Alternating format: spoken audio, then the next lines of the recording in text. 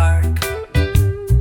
Red and blue views, truth in the middle. No script, just thought raw and a little civil. Every question's got layers, so we peel back facts. From the real to the surreal, we don't hold back. Voices collide where ideas ignite. You tuned in, now step into the fight. This is more than talk, this is thought that counts. Welcome to the feed where the signal mounts.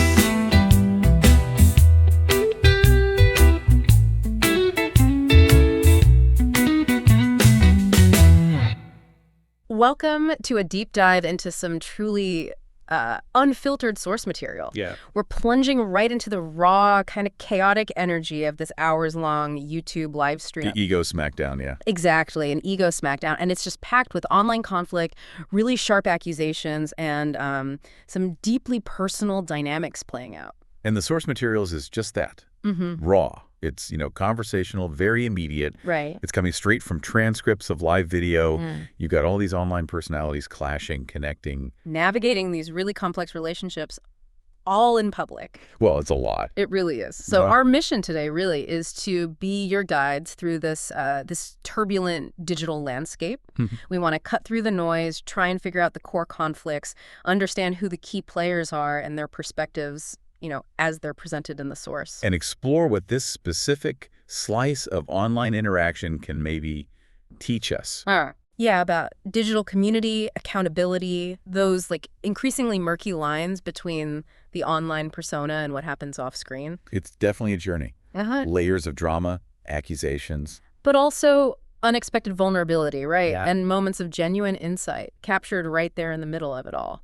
So let's dive in. Let's do it. Okay, so at the absolute center of this particular stream, the source materials really frame it as this declared smackdown or even a war. Right. On one side, you've got OTW, the stream host, and then positioned against him is Tarek.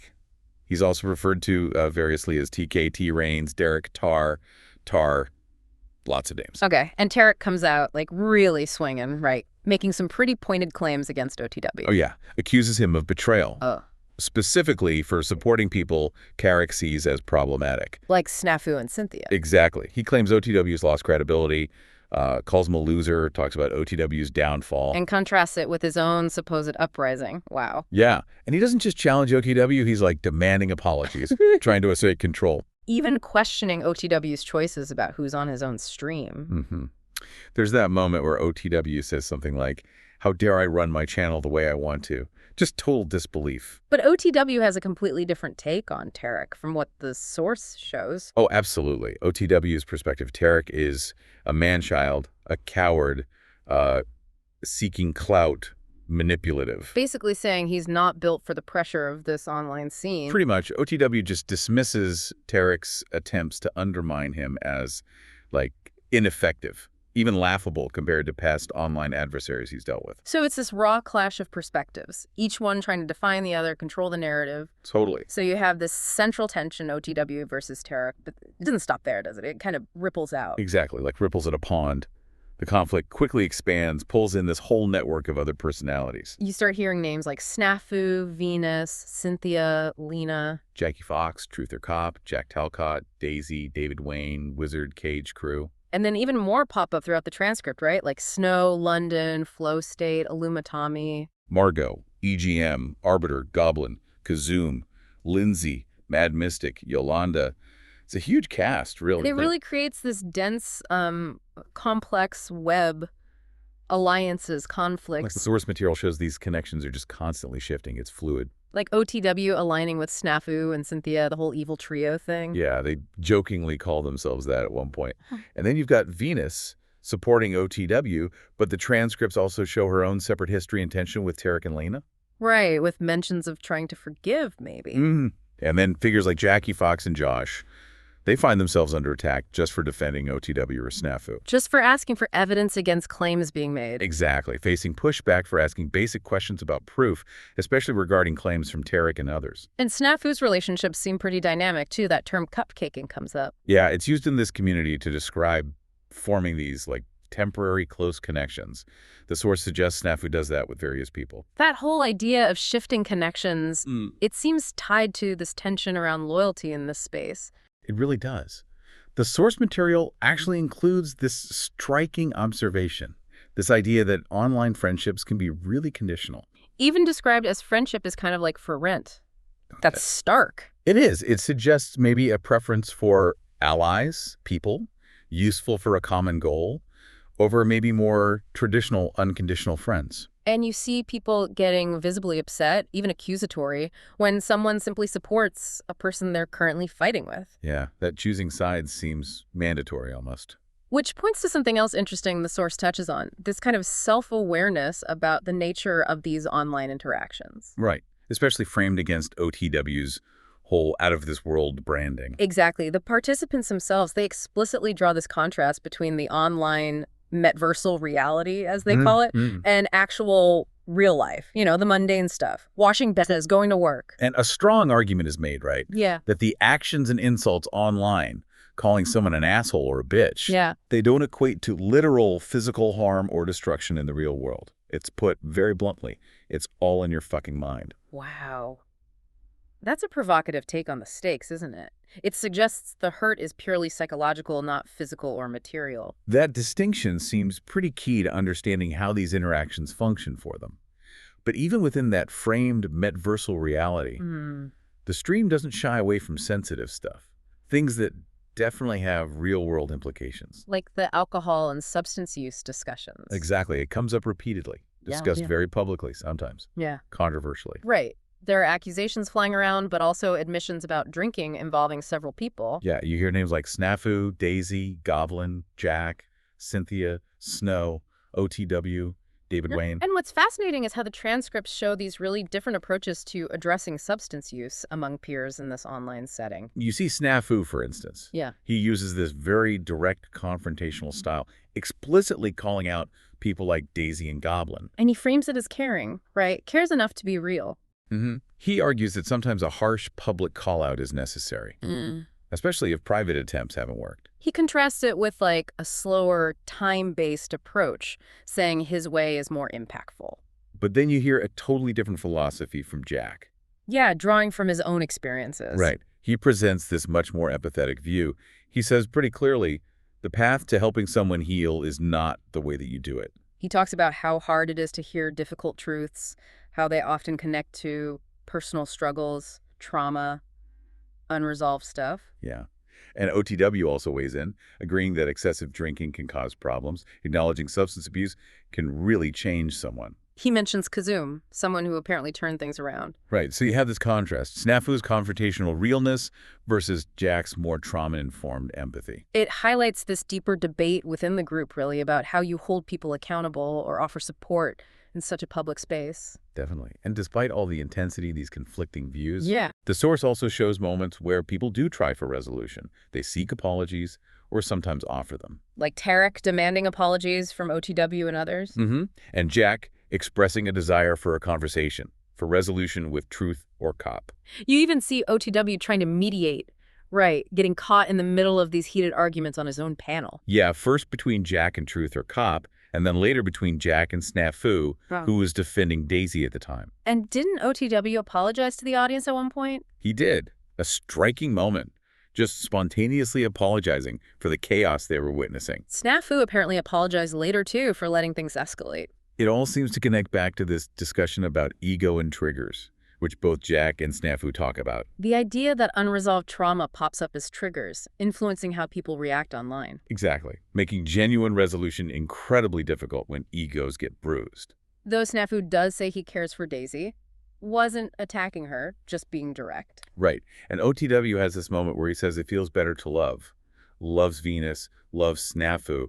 Even his enemies, eventually. Yeah. Finds out it feels better to love everyone. Yeah. And they reflect that it's never too late to apologize if it's genuine. Snafu even apologizes for calling truth or flop specific. Very specific. And this public stage also really showcases these clear dynamics of control and manipulation. You see Tarek trying to influence OTW's guest list. Well, OTW is definitely asserting control over his own panel, the flow of his stream. And the audience, they aren't just watching passively. Not at all. They're directly influencing things, especially through super chats.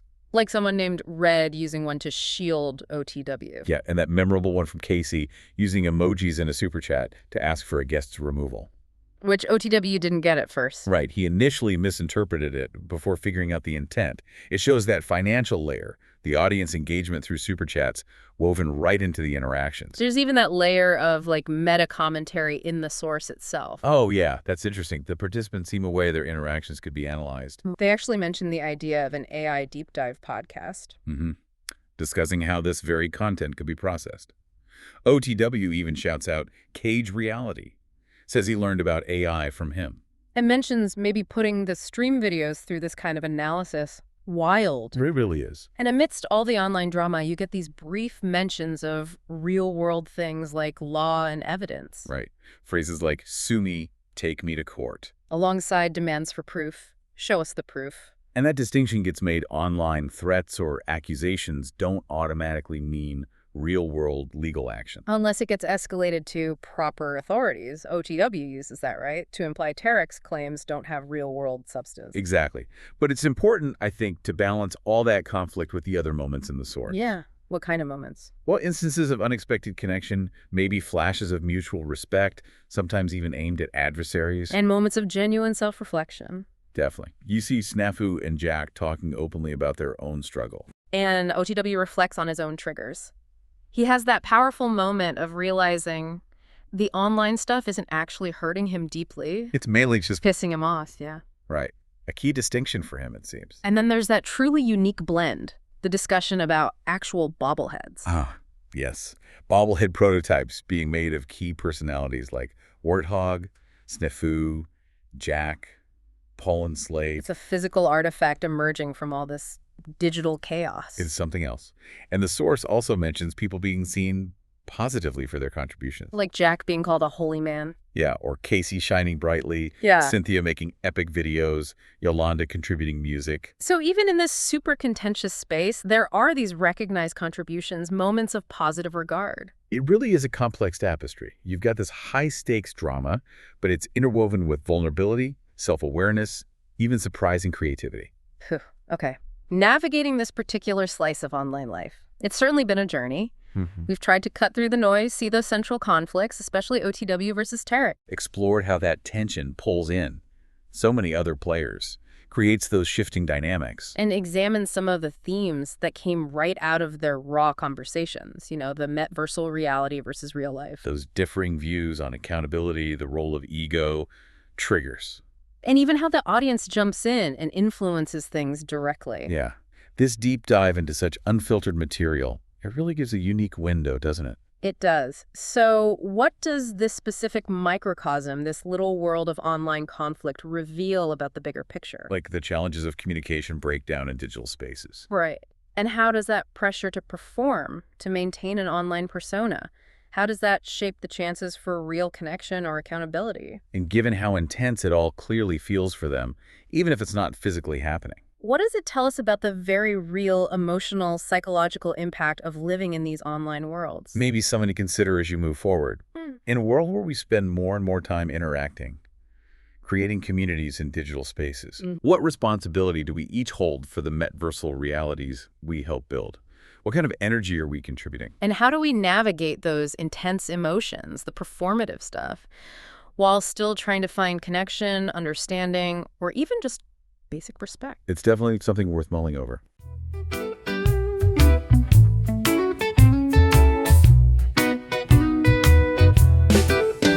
Mic check, one voice, one spark. From the shadows to the bright, let's light the dark. Red and blue views, truth in the middle, no script, just thought raw and a little civil.